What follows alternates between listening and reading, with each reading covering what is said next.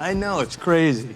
4 movies, 7 years, CGI innovation at its finest. Today, we are taking a look at the Avengers movies and all the behind-the-scenes magic that went into making them look so good. Number 1. One small step for man, a giant leap for the green monster.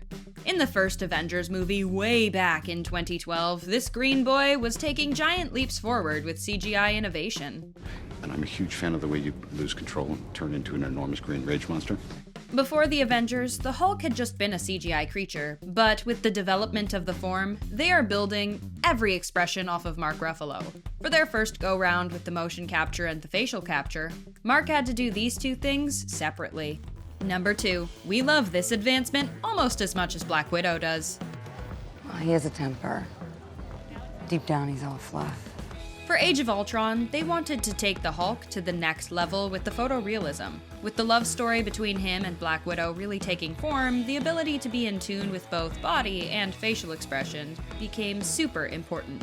Luckily, they had this ability for the 2015 blockbuster. He's also a huge dork. Chicks dig that. Number 3. The smartest Hulk design yet. I put the brains and the brawn together.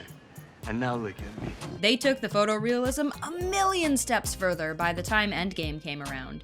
And you can tell the smart Hulk is smart due to the cardigans. When I had the gauntlet, the stones, I really tried to bring her back.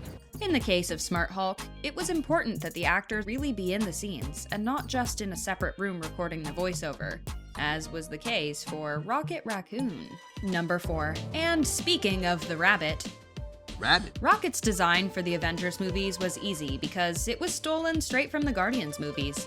Other than the new outfit, of course. Ain't no thing like me except me. They used 2 actors, one for the voiceover and one for the motion capture.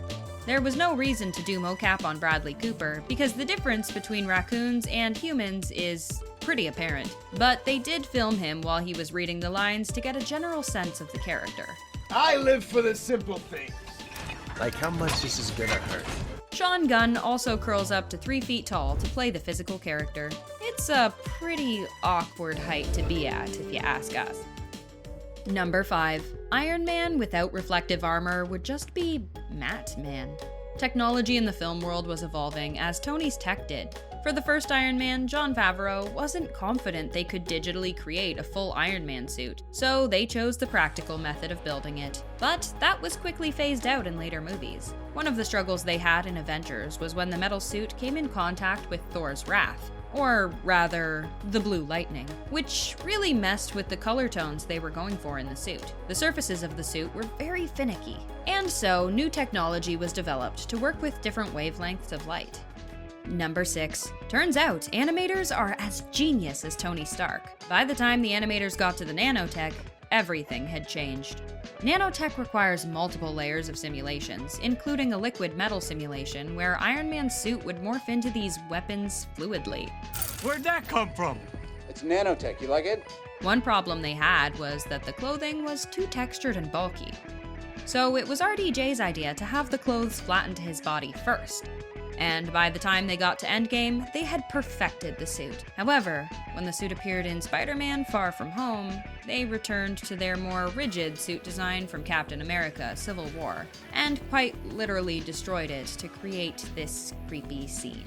Number 7. Mark Ruffalo was not only thrilled to work with James Spader, but also to teach him the ways of the suit. I'm trying to explain to him, how it all worked. Filming with Ultron proved to be quite tricky for some of the noob Avengers, including Elizabeth Olsen, who just couldn't get used to looking at the red dots atop the actor's head that were meant to represent Ultron's eyes. Probably majority of the shots, Aaron and I are both going like this. Number 8. The Avengers fighting the air is only slightly more embarrassing than that one guy who waged war on Poseidon. By now you might be thinking, wow, she's only talked about the suits and not the scenes. Yeah, that's because most of them are shot on boring green screens. But we've got a cool scene to share now, so good for you for listening this far. And here it is. Yep, that's your favorite Avengers fighting the air. What an experience. Aren't you glad you stuck around? Number 9. When you've got an Avengers level budget, you can just build an actual tower. Joss wanted the entire set of the Avengers Tower to be connected. He wanted scenes to be able to move from floor to floor, hence fun moments like the camera operator in an elevator chair. Where can we get one of those? Asking for a friend. Number 10. How many Sub-Ultrons does it take to screw in a light bulb? Got a punchline? Leave it in the comments. Thor's cape wasn't even real in this scene. We wonder if Edna Mode had something to do with it. No capes. Remember how earlier we were talking about the evolution of Iron Man's suit? Well, the flexibility and creativity in Iron Man 3 is what gave them the confidence to have a whole army of Sub-Ultrons. Imagine if they'd tried doing Age of Ultron way back in 2008. Number 11. The Avengers Assembling was not as assembly as it may seem. Building a scene like this with so many moving parts is partially trickery of the eye. All of it was shot against green screens.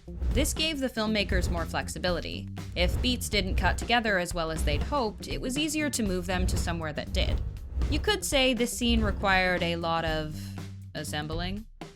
Number 12. Performing magic spells without the magic of CGI to accompany you on set must be lonely. It's kind of the most boring of fight choreography. Wait, does it even count as fight choreo? Or more like dance choreo?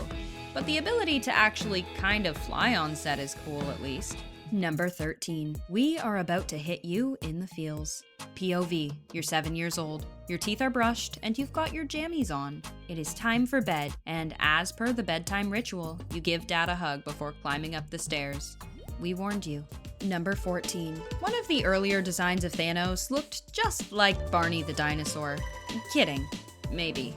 Eye lines are super important for an authentic performance. Just like we talked about with Ultron, when you've got giant characters, that gets complicated.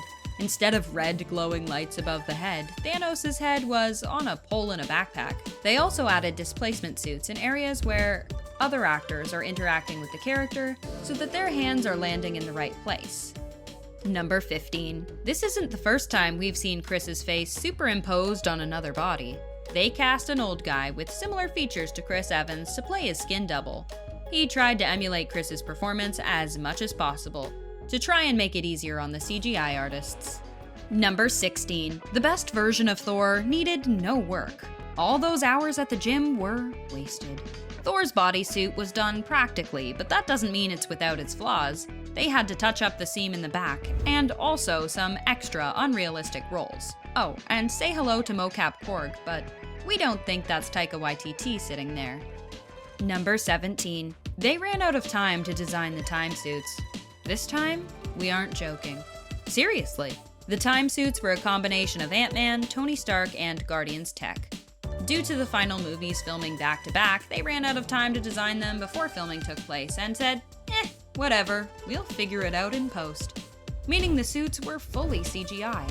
They almost had ugly bubble helmets for a bit. We're glad they rethought that. Number 18.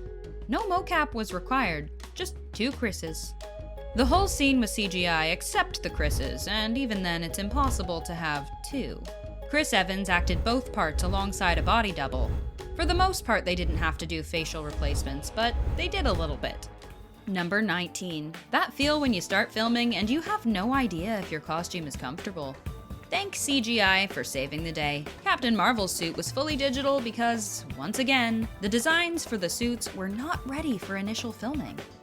Number 20. Like getting ready for a first date, the crew tried a million things to find that perfect blip. The blip took months of development. They wanted it to be quiet and elegant. A little bit of pain was mixed in, but they really wanted the pain to be felt by the audience.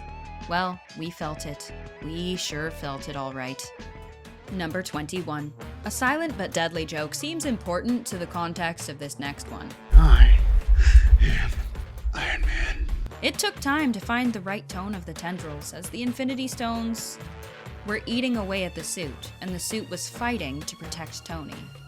Number 22. We included this next one to show you guys the awesome green screen, obviously. Dude, you're on your own! They should have called Bruce Banner Quicksilver. Did you see how fast that guy ran? Number 23. And did you see how magical this blue screen is? Wow. And we are all better for it. Did you hear that thump? we think he hit the boom mic. And we are all the better for it. Yes, we are. Number 24. The design is quick, and it's silver. We say they nailed it. Quicksilver's design was intentionally not trying to play up the effects. They looked up various blurs and trails and landed on the blue streak trail. And they included just a few stills at a time of the actor, so he isn't completely a blur if you look close. Number 25. Scarlet's design is, well, Scarlet, and kinda witchy. They nailed it too. See pictures of Scarlet Witch, and she's always like, that. Isn't that Spider-Man's thing? Scarlet's power has a similar design to her brother's, don't you think? That just happened. It's actually incredible just how much CGI has evolved, even throughout the course of these movies. From Mark Ruffalo's first time doing mocap to his last, and Captain America aging 100 years. It's pretty freaking mind-blowing to remember just how clunky CGI was a couple decades ago. Are you impressed by the way CGI has evolved? Let us know in the comments, and thanks for hanging out with us here at The Things.